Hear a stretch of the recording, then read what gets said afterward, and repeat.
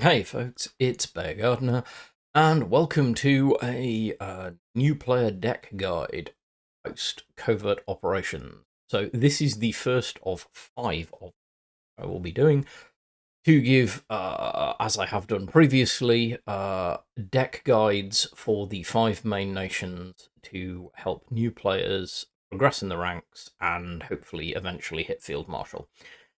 First of all, I am, as ever, a Cards Content Creator, a member of the Cards Contributor Program, streamer, content creator, all of the above stuff. Like, follow, subscribe. Join me on Twitch, 17:30 Saturdays and Tuesdays UK time, generally speaking. My schedule is on Twitch too. You can join my Discord with the link in the thing below. Generally check out my content. I am supported by and occasionally promoted by, but I am neither endorsed, paid, nor beholden to 1939 Games, and as a result, my opinions are, of course, my own. These guides are going to focus on giving you the basics for what I consider to be reliable deck archetypes. Now, I'm going to start by saying these are not super win decks. If you're looking for someone to be like, here's the ultimate meta deck at the moment and how to get to it, I'm probably not the guy you're looking for. I will do deck reviews from time to time, but there are lots of other content creators doing that. This is focused on a real new player, free-to-play experience. So what I will be doing in each of these videos is picking a main nation. In this case, we're going to look at the United States. I will be looking at how to make a reliable, workable deck from the cards which you have available once you have all five of your main nations, level 12 in the nation level. That will have unlocked 10 whole decks and the best collection. This is talked about in my bootcamp video, which is the basic introduction to what you should be doing before you get started in this level of detail. If you haven't checked that out, you absolutely should. Link down there, watch that first, and come on back, and this will be helpful to you. This will be less helpful to you if you haven't already started well in the game, but it'll still be good. What I will do is I will outline a base deck that uses only cards that are guaranteed to be available to you once you have all 5 of your nations to level 12. And we'll talk about how that deck plays. Then I will show you a deck that I consider to be a late game version of this archetype, and talk about how it plays and why it's good, and also give you a chance to understand that I'm giving you decks that are reliable. These are decks which are archetypes that you can trust to be consistent. By an archetype, I mean a particular kind of deck which is generally fairly well figured out. So, this is the United States, and we're going to be looking at a mid-range or frontline deck. So this is, the idea here is going to be value trading. You're going to be using units to trade with your enemy to keep control of the front line long enough to put yourself in a position to win either by overwhelming numbers or by using a card called Blitzkrieg from ally, which will be Germany. That's the basic idea behind this deck, and we'll talk about it in more detail once we can see the deck. Right, we're here. This is a base for my bare bones frontline US-Germany deck. This deck uses only cards which you will get once all 5 of your nation levels are up level 12. You are guaranteed to have these cards. The account that I am showing you these decks on literally has only those cards. I've opened no packs, collected nothing from the shop, crafted nothing. So I have access only on this account to 10 decks, the 5 starter decks, and the 5 decks that you unlock by getting each nation to level 12. Right. Let's take a look at this and talk about how we're going to use this. So this deck is all about, as I said, getting value. So what we're going to want to do with this deck is get into a position to trade well on the front lines. We're going to want to get extra value out of our units. By trading well, what I mean is that we want our opponent to have to sacrifice or use multiple units and the cost of activating them to remove one of our units, thus giving us card advantage. That's the way this deck works, and the aim is to get decent defensive bodies into the front line early, go relatively wide, and then we will aim to finish with this, Blitzkrieg. This is the finisher in this deck most of the time. This gives you a single turn in which all friendly units in the front line get +3 attack and operate for 1 less until the end of turn. You can do this twice in this deck. This is most of the time how you're going to win, because it can turn 4 relatively low value units in the front line will become much more potent, because that's an additional 12 damage and they're all operating for 1 less. As you will see, we focus on getting units that can get into the front line and stay there. So, let's have a quick look at the curve of the deck. We like cheap units, 1 and 2 drops are good. We have a reasonable number of orders in here, and we don't run anything particularly expensive. We're not looking to drop big heavy units late in the game. We're instead looking to take advantage of position. However, many of our units have a slightly different cost than it looks like on here. Reason being, many of our units have blitz. So let's have an example. This is the M8 Greyhound, which is a staple of the deck. So this is a 1 cost, 1 operation cost tank. It's 1/3, so it has 1 attack and 1 defense. It's a tank, so it can move and attack in the same turn. And it has blitz, which means on the turn that you deploy it, it can activate. So if you have 3 credits, you can spend 1, put this down, second one to move it to the front line, and a third one to attack something. Now, we're not always going to want to do that. In fact, most of the time, we're going to want to spend 1 to put it down and 1 to push it to the front line, or we're just putting 1 to push it down because we need the body early to get it there and later. But this is the blitz mechanic. So what I'm going to do is I'm going to go from top to bottom on these cards and talk about what they're doing. So this is US Ace. This card is not one that stays with us. Many of the cards in this deck we will upgrade and change through crafting later. This is definitely one of them, but early on it can be good value because it is a 0 cost order, and you can just pick a tank or infantry that you control and give it +1/+1. This, of course, is good because this is increasing the defense and attack of our units. It means they're harder to move, which gives us better value in, as I say, trading, which is something we're going to do a lot of. 432 infantry from Germany. This card also isn't going to be with us for long. It is a 1 cost 1/4 infantry, which is a nice sized body. It is quite hard, so it will trade, but it doesn't have blitz, and we don't like that because it means it's quite slow. Eventually we're going to replace it with things which are quicker, but for now this is a body which, if we can get it into the front line, is quite hard to remove. Panzer II-A. This is a very similar tank to the Greyhound, which we earlier, and we'll talk about again in a bit. It is a 1 cost, 1 operation cost, 1/3 blitz tank. This one has smokescreen, which means until it has moved or attacked, it can't be targeted by enemy units, only by enemy orders. This is good because it means if we drop it early in the game, it's got some protection to give it a better chance of getting to the front line, which is where we want body, keep frontline present. For Freedom. This is a American special order. This card is amazing. We love this card. We're going to want a second one later, but we'll get to crafting in a bit. For now, this is a 1 cost order, and you get to pick a unit, give it +1/+1, which is good value.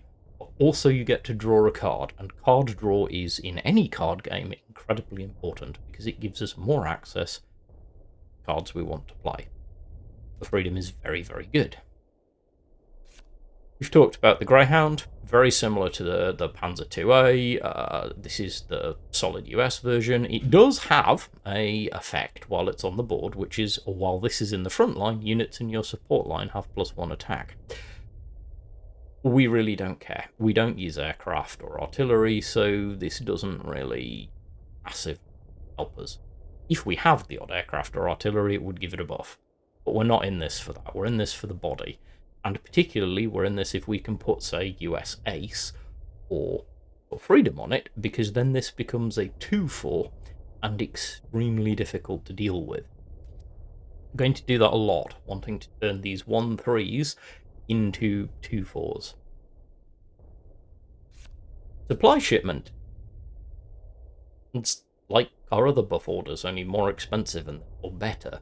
Can only target in the unit in the front line, but it gives that unit +2/+3, which could, for example, turn a Greyhound into a 3/6, which is a very big body. It's not going to stick with us for very long because it's quite expensive and slow. We have better choices later, but for now, this is pretty good. Gunship mission. This is a removal or destruction, an order designed to deal with. You can deal 2 damage to a target in the enemy support line, and your HQ gets +2 defense, so your headquarters get an extra 2 life. Critically, this card targets an enemy support line, which means you can use this to target your opponent's headquarters. So if your opponent has only 2 health left on their headquarters, and you can't get to the front line, but you draw this, you can win the game from hand. It won't stay forever, but it has value. 5th Infantry Regiment. Early in the game, this is a decent frontline tool. Later on, it will be replaced by better ones. Again, it suffers from the same problem that we had with the previous infantry unit, which is while it is a decent body as a 2-3 infantry at 2 cost, and more importantly, becomes a 3-4 when it moves to the front line, it doesn't have blitz, and that slows it down. Still, we can make use of this until we have better cards. A Few Good Men. We get this card for free in our level 12 deck. There is no reason not to use it, but I will talk about it a little bit later because these cards are interesting, because for 2 cost you get to choose one of 3 random elite US units and add it to your hand. This means that it picks 3 cards from all available US elite units in the active pool. You pick one of them and add it to your hand. It is very random. It can, however, get you some very good cards. But it's kind of its own thing, so we'll talk about it. Also, we don't keep it forever, because it's inconsistent, and consistency is something I will always say is important. A card we will still have, even at the top end, is the Panzer 35T. This card is amazing. It is a 2 cost, 1 op cost, 2/2 tank with blitz, and it has deployment. Reduce the operation cost by 1 if you control an infantry. If you play this while you have an infantry board, and you want to, this operates for free, which means for 2 credits, you can put this down, move it into the front line, and attack. And from then on, you get to do something with it every turn until it's destroyed. This is an incredibly potent unit. It is an absolutely integral tool to many decks, and this is one of them. 22 Infantry. This is another integral tool from German ally. 22 Infantry Regiment is a 2/1, 2 cost infantry, which on the face of it is pretty terrible. A special card, but we don't want this anywhere near the front line. We don't want it in danger. While this is on the board, and we control the front line, at the end of our turn we draw an additional card. As I said, card draw is critical in the game. This is a engine for card draw, and one that you will want to use on a regular basis. No surprise, we will want another one later. We'll get it from our German allies because we'll be crafting it for our main Germany deck, but I'll talk about crafting in a bit. M7 Priest. This is a card which can hang around for a while until we have something better. Because it does have some value. This is a 3 cost, 1 operation cost, 2/2 artillery. It gets +1/+1 if when we deploy it we control the front line. And of course, if we also have, that's permanent buff by the way, as long as you control the front line when you drop it, this becomes a 3/3 and stays that way. You lose the front line. If you've got a Greyhound at the front line, of course it becomes a 4/3. Because the Greyhound's buff, and it can target anything because it's artillery as long as it doesn't have a smoke screen. It can ignore guards. On the face of it, it's a useful tool, and early on we'll get good value out of it, but later on it's not really doing what we want it to, and it can't benefit from Blitzkrieg. So it will get changed. But early on, we'll keep this card around for a while before we craft out, because we can get value from it. 1st Marines. Now, this is where we start to get the sort of thing that we are talking about in this deck. This is a 3 cost, 1 operation cost, 3/4 infantry, and it has blitz. This is great. This is our turn 4 drop of choice. Currently, we only have 1, but we will get some more later. Likelihood.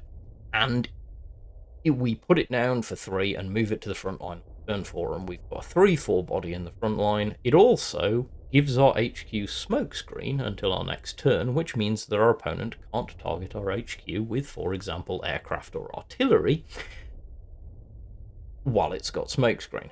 Orders can be useful, not really what we're in this card for, kind of a fringe benefit, but sometimes is of use. We like 1st Marines, it's a solid card. Never sad to see it. Blitzkrieg, we talked about at the beginning. I'm not going to go over it too much again, but this is our finisher. When we have a good frontline position, this is what's going to turn that good frontline position into, theoretically, a win. The M18 Hellcat. This is a US special that we have 1 copy of, and it is a very good card. This is a 3 cost, 1 operation cost blitz tank, and it's 4/2. And deals double damage against tanks. This card will sometimes just give you the win. Sometimes you'll be in a position where your frontline positions have been whittled down a bit, but you've got one of these in hand and you still have control of the front line, and as long as you can get to the enemy's HQ and have Blitzkrieg in hand, this can be 7 cost, 3 to put it down, 1 to move it forward, 3 to play Blitzkrieg, and then nothing, because its operation cost goes down to 0, to wing for 7 damage. This thing can be very, very good, and double damage against tanks means that if your opponent drops a big, heavy armor tank with like 5 or 6 defense, this thing's going to count as doing 8 damage to it. It can be good.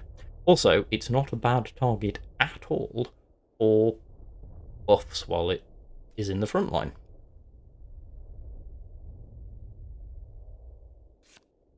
The 7th Regiment. Bit of a temporary thing again, because it lacks blitz, I talk about that a lot, but it does have the advantage that you draw a card when you move to the front line with it, and at 3/6 it is a good-sized infantry body, so early on you will get a lot of value out of this. As long as you have something else in the front line and you can get this in there the following turn after you deploy it, it's going to stick around for a while. Later on we will upgrade it because we're going to want things that are a bit quicker. Panzer 3H. This, for the moment, is just something we are pulling from our German ally to give us some tutor in the deck. So, by tutor, I mean the ability to get selected cards to our hand. It's a 4 cost, 1 op cost, 2/4 tank. It doesn't have blitz. It's an okay body that we might put into the front line once it's done its main job. But its main job is deployment. Use and draw from the top 3 cards on your deck, choose 1, the remaining 2 go to the bottom of your deck. You have to be aware that you are losing access to whatever you don't choose. This can let you get to a card you need quickly. It's not bad. We'll be getting rid of it later because we don't really like burying cards if we have to, and we do have a better tank draw engine. Speaking of better tank draw engine, this is the M4 Sherman. We have 3, we will fairly rapidly get 4, and we will always use them.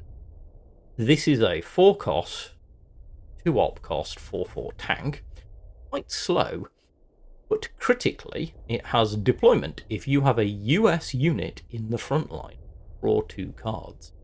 Now this is really powerful. We're going to want to use this a lot. We're going to want to time this very carefully so that we have a US unit in the front line and we get the draw off this card, because that's the real value. I mean, it's not a bad body at 4-4, but at 2 op cost it's quite slow to use.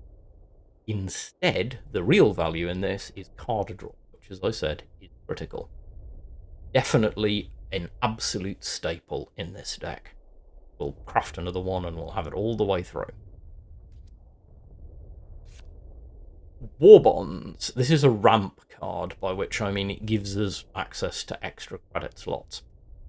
Ramp is its own archetype, and we are not going to be digging heavy into it. This is here temporarily to give us a boost in a space that we don't have another card for yet. But it is useful. It is 5 cost, and you gain 2 extra credit slots. That means every turn 2 extra credits. Now on. And draw an additional card at the beginning of your next turn. This is good. It's card draw and it gives us extra credits. It's not great and it will be going away, but it is useful. Strategic Bombing. This is the other elite that we get access to, and it will be staying with us pretty much the whole way through. It's a very good card. 6 cost, and it says deal 3 damage to all targets in the enemy support line. The enemy loses a credit slot. This is good on so many levels. 3 damage to all targets in the enemy support line. That could be 15 damage, because it will also, and does, hit the enemy HQ, depending on how many cards are on. So 15 damage for 6 cost is good anyway. The enemy losing a credit slot, thus slowing down their economy, is also incredibly strong. This is a great card and it can be pivotal. Played well, it really can win you games. And of course, if you have 6 credits and your opponent only has 3 HQ defense, regardless of the board state, you've won. Something to remember, because it will come up.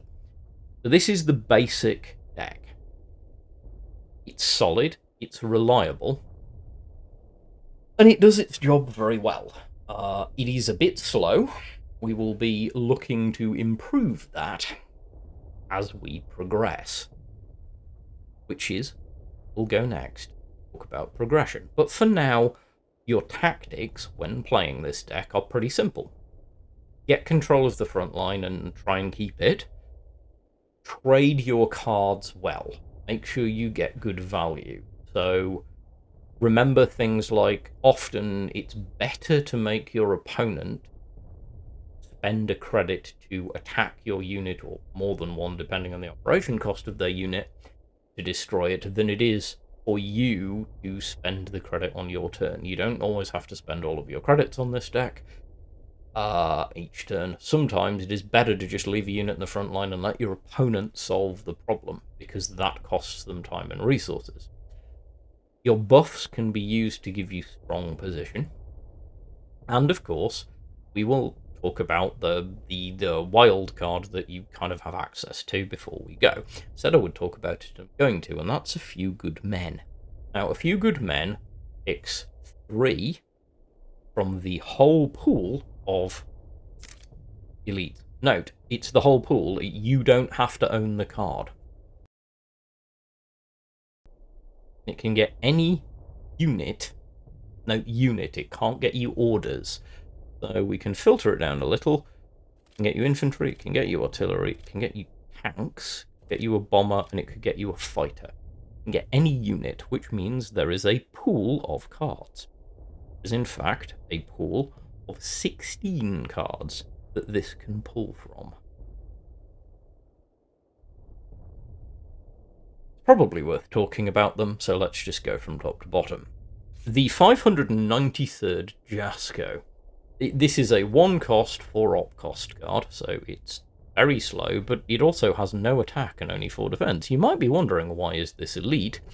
It is elite because, firstly, it has smokescreen, so your enemy can't trade into it with units unless it moves, and it probably isn't going to, and because it has the text that says damage dealt to your HQ is reduced by 1. So every time you take damage to your HQ, it becomes 1 less to a minimum of 0. Can be very good. Little situational. The next card we have is the 13th Engineers Battalion. This is a 2-cost, 1-op, cost 1/3 smokescreen infantry. Again, similar to the Jasko, you're not going to do anything with this. It just has a card text that says, gain an extra credit slot when you deploy a unit with 3 or more operation cost. We do not want to see this because we do not have units in our entire deck. We do not have any units that have 3 or more operation cost, and we're not going to. It's not the kind of deck we're playing. The 507th PIR, or Parachute Infantry Regiment, on the other hand, is a card which, if you see it, you may very well want to take. This card is a 2-cost, 1-op, cost 2/3 infantry with smokescreen, but most importantly, it says at the end of your turn, give a random friendly infantry unit +2 attack. Now, obviously, it can target itself, which isn't ideal, but it can also hit any of your other infantry units, and that buff can add up very quickly. Right. F6F Hellcat. This is a fighter. It is a 2-cost, 1-op, cost 1/2 fighter. And it says, when F6F Hellcat attacks, it gets +1/+1. So the first time you attack with this, it actually gains the buff before it completes the attack. So it will always be attacking at minimum as a 2/3. And every single time it attacks, that keeps going up. If your opponent doesn't deal with it, this card will lose them the game. But it is not difficult to deal with. The fighter, so guard stops it, and your opponent can use removal tools to get rid of it. Still, sometimes it might be a decent call if you want to put some pressure on. The 133rd Iron Man. This is a 3-cost, 4/4 infantry with covert. Covert means that this card is put into play face down. Your opponent doesn't know what it is. While it is face down, it cannot be targeted by orders or affected by countermeasures. And any time your opponent attacks it with a unit, it will flip face up before resolving combat. And that reveals the card. And this card has the reveal text. Deal 3 damage to the enemy HQ for each turn spent in the front line. So if you can get this, put it into the front line face down, keep the front line and stop your opponent from being able to destroy this for 3 turns, when it flips over, it will deal 9 damage to the enemy HQ, and then 4 damage to whatever it's attacking. Hypothetically, this can be very good, but I will point out that if you use a few good men and then deploy this, it's fairly obvious you played it, and your opponent may very well just something quickly about it. The 327th Pathfinders. So I'm going to start with, if you see this card and your opponent has any unit, anything on the board in their support, on their board at all, that has only 2 health left, take this unit. This unit is amazing. We will be crafting this later. Incredibly potent tool. In fact, this is the first elite that I'll recommend you craft. You see it, take it. It's very powerful. 3 cost, 2/2 infantry. However, it has deployment. Deal 2 damage to a unit. If this destroys it, and you want it to, you always want the target to be destroyed, 327th Pathfinders becomes Veteran. When this Veterans, it transforms into this card. So it gets Blitz, which we don't really care about because we leave it in the support line most of the time because of its text. As long as this thing is still alive, at the start of your turn, a random enemy unit retreats. So retreats means moves one step back on the board, whether that's from the front line to the support line, or from the support line back into hand. If it tries to go back into hand and can't, because your opponent's hand is full, it is discarded and your opponent will never see it again. Left unchecked, this card wins games. So if you see it and can make use of it, you absolutely should. C47 Sky Train. This is a 3 cost, 2 op cost, 0 for fighter. This just sits in your back line and says, at the end of your turn, add a random 1 cost US infantry to your support line. The US infantry that you can get from this card is not worth it. It just isn't. There are no great targets for it to bring onto the board. If you see this, pretty much avoid it. It's not great. M24 Chaffee. This is a 3 cost, 2 op cost, 4/2 tank.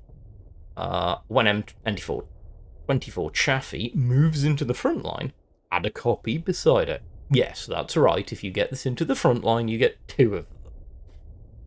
Hypothetically, this can be very good if you're in a position to take advantage of it, but it doesn't have blitz, so you have to play it down, then move it up next turn, and then the turn after that, you can take advantage of the 2/2 operation costs. Like, it is not a terrible pick if you have no better options, but it is very slow. 5th Medical Battalion. So this is a 4 cost, 1 op cost, 0/5. This is another support line unit. And this unit has, your other units have +1 attack and are fully repaired at the end of your turn. Played at the right time, this thing is so annoying. It's not integral, it's not something we'd craft and include generally in frontline, but honestly, if you see it and you're in a good position and trading in the front line, not half bad. P40N5. This is a 4 cost, 2 op cost, 4/3 fighter. Doesn't have blitz. Does have units deployed by the enemy have +2 operation cost. This can hurt your opponent quite a lot. If you are really struggling against a fast deck and you see this, it might be worth taking it. But on the whole, it's not that great. PBY Catalina. This is a 4 cost, 2 op cost, 3/4 bomber. And it says at the start of your turn, draw 2 cards, then put a card in hand on top of your deck. This gives you card cycling, and you know what your next draw is going to be because you'll get whatever you put back again. And hypothetically, this can be quite good, but only hypothetically. It just gives you a way to cycle through your deck and pick the cards you're drawing. You're drawing 2, putting 1 back, but it can be one that's already in hand. 101st Airborne. This is a 5 cost, 1 op cost, 4/3 infantry. It has ambush and blitz, so if you go on turn 7, you can drop this and push it to the front line. And it says deployment, deal 2 damage to a target in the enemy support line. If you got the credits and the game's gone late enough, this is not half bad. It can be quite useful. Note, target, it can target the opponent's HQ. So it can also serve as a very quick finisher if your opponent has limited HQ. P61 Black Widow. This is a 5 cost, 2 op cost, 4/5 fighter. At the start of your turn, give a random friendly air unit immune this turn. So of course, if you've only got this, it targets itself, and immune means that it can't take damage. Honestly, it's just not something we use. It has potential value in air decks, but most of the time we're not going to take it. You have literally nothing else, you can take it because it can be annoying. P51B, speaking of annoying, 7 cost, 2 op cost, 6/6 fighter, so it's a very good body, doesn't have blitz. However, it does have destruction. Give your units +2/+2 and draw 2 cards. This is not a terrible pick if you have the credits to deploy it. If you have 9 credits, play a few good men, and you've got 7 credits left and can deploy this, not a bad call. The M26 Pershing is a staggeringly expensive 10 cost, 3 operation cost blitz tank Means if you actually want to take full advantage of Blitz, you have to have gained credit slots above the maximum of 12 in the game. In fact, you need 16. However, it is 8/8, has heavy armor 2, which means it reduces all combat damage by 2, and while in the front line, your HQ cannot be reduced below 1 defense. I am going to add a very important point on this. Your HQ can be reduced below 1 defense by fatigue, which is to say running out of deck. It does sometimes come up. I have seen very disappointed players get very sad because they were playing against a deck which aims to fatigue or mill out their deck, and they thought this makes them immune. It does not. It does make it immune from orders, units, all of that stuff, which means your opponent kind of needs to get rid of it, plus it's an 8/8 body. But most of the time, it's just not worth the effort. On the subject of not worth the effort, this is the B29 Super Fortress. It is an iconic. It is immense. It is 9/9. It has Blitz, heavy armor 2, and says costs 3 less to deploy if you control the front line. And you're going to want to, because it's 15 cost and 4 operation. So, if you don't have the front line, you need 19 credits to deploy an attack with this. If you do have the front line, you only need 60. Don't take this. You're never going to have the credit. We don't have enough credit gain. We are not doing this. You're not going to have the credits to deploy it. So there are a few reasonable targets for a few good men, but part of the reason that we will not be keeping a few good men forever is there aren't that many. Right, clear it down, go back to the main list. So that's the list. This is the frontline base. There's a deck code below, which you can copy and then use the import deck feature in the game to import this deck in, even if you don't own the cards, but you do because you have all your nations to level 12, don't you? Anyway, that's the base deck and what I would suggest doing to play it. So, that was my improved starter deck, I suppose you'd call it. This is a deck that I recommend you put together and play as your main US deck game. It's very good. And now we're going to talk about where it goes in the future. So what I'm going to do now is I'm going to go and show you another deck list. This deck list is the deck list we are aiming to get to, and then I'm going to talk about how we get there. Welcome to our to aim for deck. This is the bare bones frontline late deck. This deck contains lots of dark grey cards. That's because I used an import code, and so can you, codes down below, to put this into my deck lists. Even though I don't own the cards, I can't build the deck with cards I don't own, but I can import one I don't own. And I recommend you do precisely that and keep it there so that you can see what you need to craft as you're going forward and what you've added from opening packs and how close you're getting to the final deck. I'm going to run through this deck. The base tactics have not changed. Still the same idea, still frontline contestation and trading well until we can take advantage of Blitzkrieg and win the game. Right, let's talk about how we go about doing that with a more refined deck. The M8 Greyhound, our venerable friend, is still with us. It is still a 1-3 Blitz tank, and it's still pretty good. Not going anywhere, although it might do, depending on how much you get on with its newer cousin. This is the M20 Scout Car. This is the same body and cost as the Greyhound. That's Blitz, the real difference, except it has deployment. It is limited rather than standard, so you can only run 3 of them. You might want to. I run 2 in this list, but you might want to go up to 3 if you find you like this card, or you might want to go down to none if you find you don't. And let's talk about why that might be the case. So this thing has a deployment. It says deployment, target a unit, destruction. It gets +1/+1. So when you deploy this card, you target a unit. When this card unit dies, destroyed, whatever unit you targeted gets +1/+1. Note a unit. If you deploy this and you have no other units but your opponent does, you must target one of your opponent's units. Which means if this is destroyed, your opponent's unit will get +1/+1.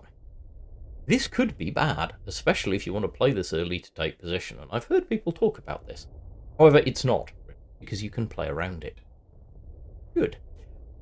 Most of the time, because this is a 1/3 body that you're playing early in the game, and it's only relevant early in the game because late in the game you've probably got one of your own units on the board and you're targeting one of your own units, this will outlast whatever you target.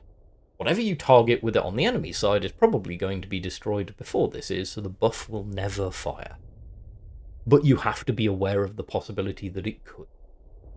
Just something to be aware of, but I personally like this. I'm not sure which one I prefer between this and Greyhound. I think on the whole I prefer this because occasionally it can give me a good buff, whereas the Greyhound has a text effect, which is basically never relevant to me in a frontline deck. So I think in a frontline this is a better pick. However, your mileage may vary, and they are basically interchangeable. This is the 738 Jaeger Regiment. This is another 1/3 Blitz body that costs 1. The difference is it's infantry. Again, it is limited, so we can only run 3, and we're going to. This card is great, because it says deployment. Target a unit. Draw a card when it is destroyed. Same deal. Pick one of your own units, pick one of the enemy's units, doesn't really matter, but when that unit is destroyed, as long as this thing is still around, you get to draw a card. Pretty good. We like card draw, and it's a Blitz 1/3 body, which we love.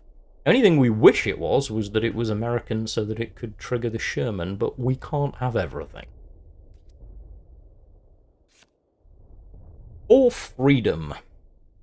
Talked about this previously. We will end up crafting a second one of these because, as I said before, this card is amazing value and it's not going anywhere. +1/+1 and draw a card for 1 cost. Yes, please. 164th Infantry Regiment. This is a 1-cost Blitz Infantry. It's 1/1 and has 0 operation cost, which means you can put it down and push it into the front line for 1 credit. It also has Destruction. Give a random friendly unit 1/+1. It can only target friendly units, so if your enemy pops it and there's nothing else on the board, whiffs and doesn't do anything. But this buff can be really good, especially if we can be in a position where it ends up hitting something like a 1/3, turning it into a 2/4 and even harder to remove. Why we run 2 of these, and it's kind of what we're trying to pull off. We don't really want to use this to immediately grab the front line and turn 1 though, because if it gets destroyed, we just lose the buff. 507th Parachute Infantry Regiment. We talked about this and we talked about A Few Good Men, and for all of the reasons that I said it was good, and you pick it with A Few Good Men, we will be crafting it as an elite at some point, because it's great. 99th Infantry Regiment. This is a US special that we will be crafting a pair of quickly, because this unit is also amazing. It is a 2-cost, 1-op cost unit. It is 2/2 infantry, and it has deployment. If you control the front line, give another friendly unit +2/+2. So if I've got a 1/3 in the front line, 1/3 becomes a 3/5. This is incredible value. We will use this a lot. 22 Infantry Regiment. We talked about this. This is a card draw engine. It's not going anywhere. Eventually we craft a second one. Panzer 35T, still with us for all the reasons discussed before. I won't go on about it. This is a staple for our deck and not going anywhere. The M16 half-track. Now, some people like this, some people don't. I always like to have at least one of them because of its deployment effect. This is a 3-cost, 1-op cost 2/2 tank that doesn't have blitz. But what it does have is deployment. An enemy air or infantry unit must retreat. This can do one of two really useful things. It can push something out of the front line so that you can take it without having to fight for it, and it can send an enemy threat back to hand to make them pay for it again. Can be very good. It is important that it can only target air or infantry units, so bombers, fighters, infantry. Can't target tanks or artillery.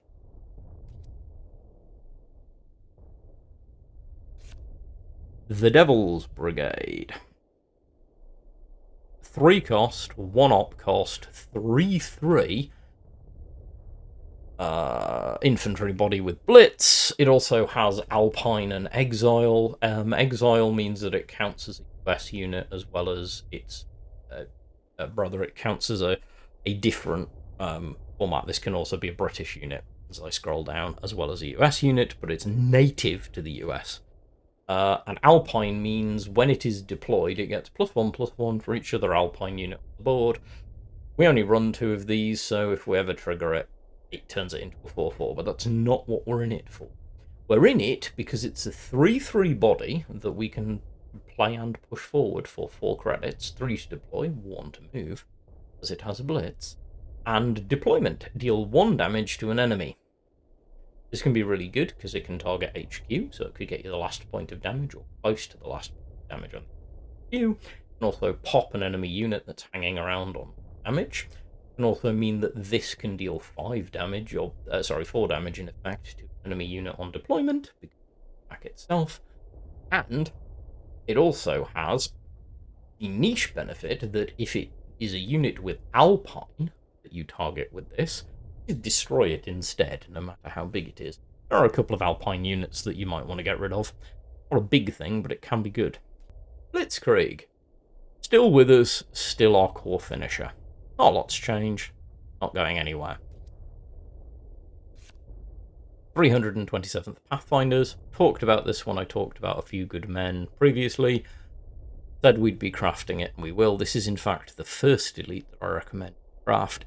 It is, for all those mentioned reasons, incredible value.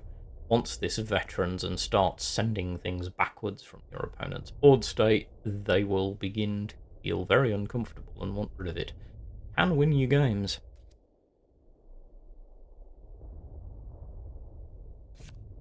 M18 Hellcat, still here, still doing its job. Big body that we can get down quickly. The M10A1. This is a 3-cost, 1-op cost 4/2 tank that doesn't have blitz, does have suppress. Suppress means that you target a unit, target enemy unit when you deploy this, and that unit loses all keywords, abilities, their attack, defense, everything is reset on the card, and they lose all of their cool stuff. It's amazing. You will use suppress on a regular basis, and this is better. I've seen people argue for duress, which is the 0-cost order that suppresses a unit. I do not value having it in the deck, because taking up a card slot that all it's doing is suppressing. This is suppressed, but it's also a decent tank body that we can use. The Sherman, we talked about this before, we end up with 4 of these. It is one of our core draw tools and a really important part of this deck. 20 Panzer Grenadier, which we have not talked about, is something we'll be getting from Germany, and it is amazing. This is one of the best cards currently in the game, if not the best value card currently in the game. So by the time you watch this video, it might look a bit different. It might get changed. Currently, it is a 4-cost, 1-op cost, 3/3 blitz infantry, so for 5 credits you can put this down and move it into the front line or attack with it. It also has deployment at a Panzer 35T, that's the 2-cost, 1-op cost 2/2 tank that gets 0-op cost if you have an infantry, which of course you do because you've just deployed this, and at a combined arms. Combined arms is give a friendly tank +1/+1 for each unit type control. for 1 credit. So let's break this down to understand the value of this card. If you have 8 credits, you pay 4, play 20 Panzergrenadiers. You have an infantry on the board. Then add Panzer 35T and a combined arms to your hand. You then pay 2, drop the Panzer 35T onto the board, reducing its operation cost to 0. You then pay 1, target the Panzer 35T with combined arms. You control 2 unit types because you have an infantry and a tank on the board, which means the Panzer 35T goes from a 2-2 to a 4-4, and you have 1 credit remaining, which means you get to attack with a 3-3 infantry or move it to the front line if you can, and you get to both move and attack for free with a 4-4 tank. That's it. That's all I'm going to say about this card. We want this from Germany, and we will use this a lot. It is incredibly powerful. The 121st Infantry Regiment. This is a 5-cost, 5-4 Blitz Infantry. This is a big body for us. This is our preferred turn 6 play. 5 cost to put it down, 1 to put it in the front line. 5-4 body, not easy to get rid of. We will be running 4 of these, and we will get a lot of value out of them. Right. Now we have to deal with the card text. So this has Destruction. Add an Outrage to your hand. Outrage is an order. 1 cost order is added to your hand when the 121st dies. An Outrage for 1 cost allows you to develop, which is a mechanic, which means I've done a video on it, but we'll focus on I've done a whole video on Outrage and Retribution and all of it. I'll give you the short version, but go watch the video if you want to see the whole pool of cards. There are 12 Retribution cards in the game. They are orders or countermeasures. There's 1 countermeasure and 11 orders of varying costs that do varying, very funky things, mostly doing damage to things or amazing other stuff. When you play this order, Outrage, you will see 3 from those 12 and pick 1 of them to add to your hand.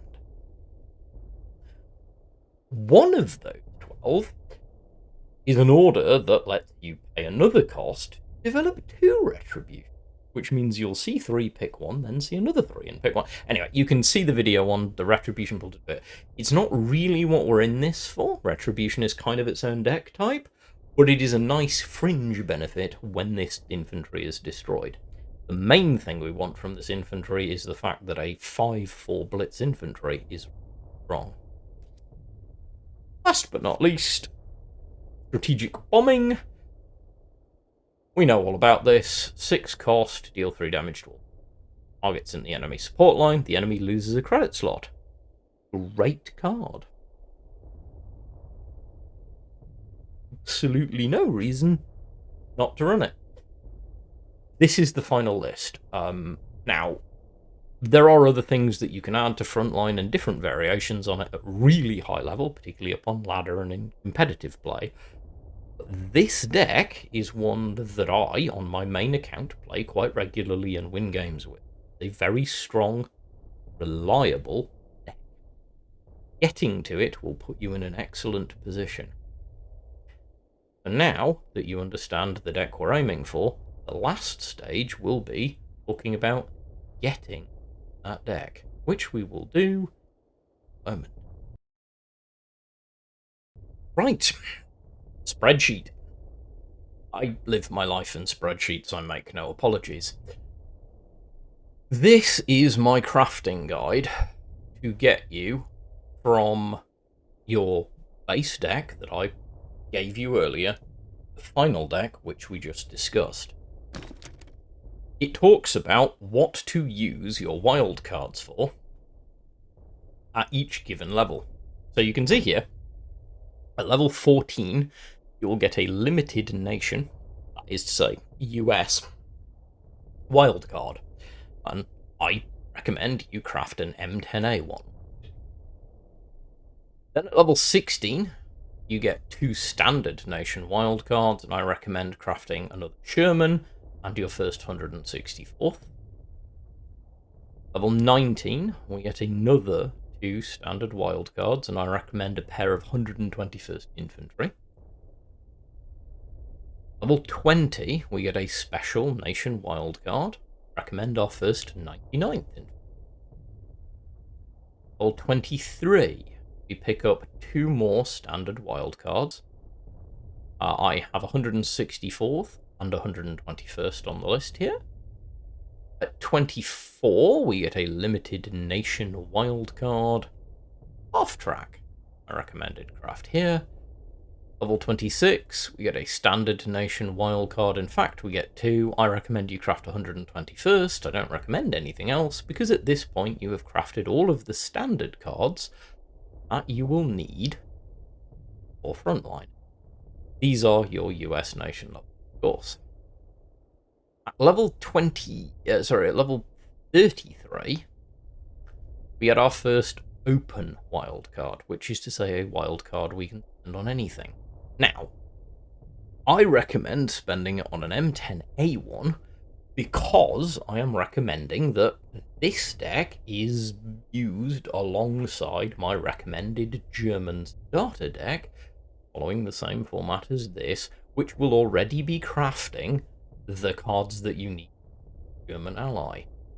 I have designed all 5 of these decks to effectively intermingle so that you can play them all up the levels. That's the whole point, to give you the best experience.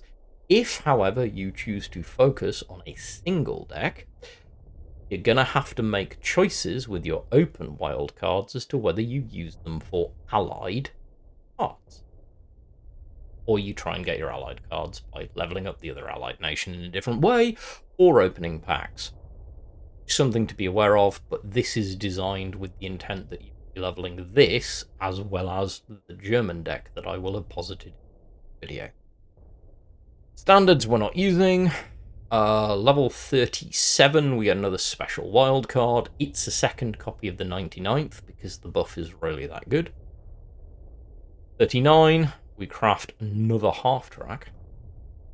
And then at level 42, we craft an M20 Scout Car. Up to now, we've been using Greyhounds. This is where we get to experiment with Scout Car and see how we get on with it. Unless, of course, you've opened a pack and found one up front. Standard cards we're not using. We get an open special card at 47, which I recommend crafting a second for Freedom with. However, of course, as mentioned before, this is an open wild card, so if you're not leveling other nations at the same time, or not leveling Germany at the same time, you might need to use it differently. 49, we get our first elite wild card. We'll get 2 in the early part of the game.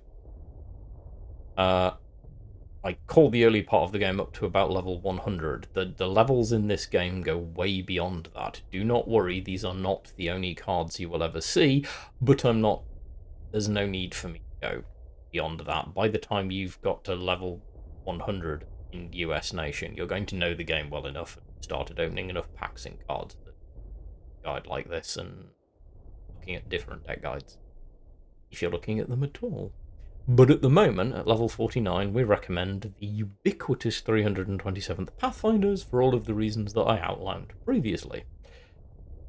Level 51, we've got a limited open wild card. Again, it's open. You might want to use it differently and delay your nation wild card until you pick up nation wild cards, and you will over the next few levels. As you can see on the next column, we are not using our standard and limiteds anymore after this one.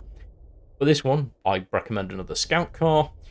Then we've got lots of wild cards, 2 limited and a bunch of standards that we're not using, all the way up to level 70, where we get a special wild card, which I recommend crafting Devil's Brigade with. Level 87, we get a second one. Time for our second Devil's Brigade. And then, finally, at level 100, you will get another elite, and I recommend the PIR, the Parachute Infantry Regiment, to complete the deck that we just discussed. Now, after that, there are many, many more levels for you to go up and many more things for you to do and experiment with. But this should give you access to a very solid, very reliable US deck you will be able to play with, and I firmly believe you will be able to get to Field Marshal on. This crafting guide, of course, you can pause this screen. Probably now is the clean time to pause it if you want to, like, see this. I will, it's there for you. Come back, reference it. It just gives you the direction of travel. Screenshot it. If I can, I'll include an image link below. It's good. So that's the crafting guide. Okay, so that's it. That is the US Frontline guide for new players. There are more coming. I do not know when they will come because these take a while to make. But I will be doing another 4, one for each of the remaining major nations, and as I mentioned, each of these will feed into the other, so that there will be some cross-pollination of cards across the decks to give you the most streamlined and smooth experience early in the game. As always, hope you found it useful. If you did, comment, like, subscribe, all of that good stuff. In the meantime, stay well, be good human beings, and I'll see you next time.